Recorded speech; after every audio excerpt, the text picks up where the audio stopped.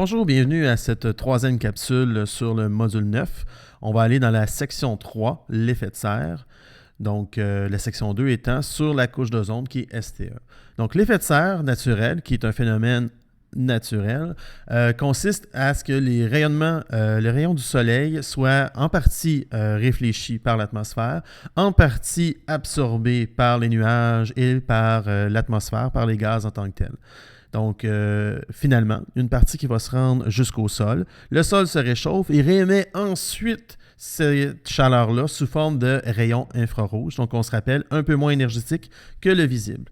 De cette chaleur, une partie ira vers l'espace, une partie sera absorbée par l'atmosphère, par les gaz, mais une partie sera gardée près de la Terre par les fameux gaz à effet de serre.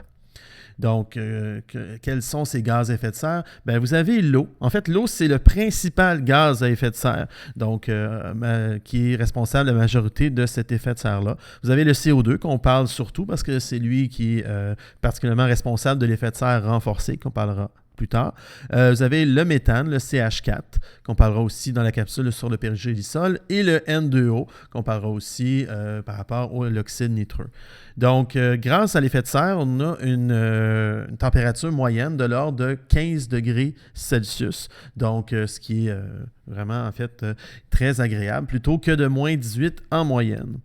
Donc, l'effet de serre renforcé, en fait, est dû, comme on a dit, à une augmentation de ces gaz à effet de serre-là, dû à l'activité humaine. Donc, entre autres, tout ce qui est combustion d'énergie fossile, c'est-à-dire le charbon, le pétrole, donc par l'essence, par les voitures en tant que telles. La déforestation, donc le fait de couper des arbres, donc il y a moins de photosynthèse qui va avoir lieu. Les engrais, donc les fameux N2O qu'on parlait tantôt. Donc, lorsqu'on va rajouter des engrais, on va rajouter de l'azote qui pourrait se transformer en N2O, qui est un gaz à effet de serre assez puissant. Donc, si on regarde ce tableau, on voit à ce moment-là, dans la dernière colonne, le potentiel de réchauffement climatique. Donc, si le dioxyde de carbone est la référence avec un potentiel de 1, bien, le méthane est de l'ordre de 20 à 25 fois plus fort. Donc, retient 20 à 25 fois plus de chaleur que le CO2.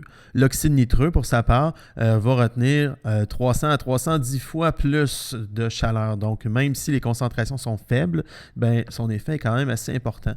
Dans cette animation des médias, on voit sans effet de serre que la lumière et l'énergie est réfléchie, puisque bon, c'est de la neige, et donc est renvoyée par l'espace et elle n'est pas gardée.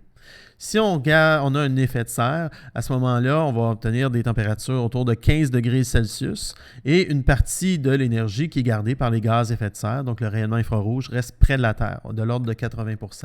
Avec l'effet de serre amplifié, on voit une augmentation de la température et donc dû à l'augmentation du rayonnement infrarouge qui reste près de la Terre. Donc, merci et bonne étude.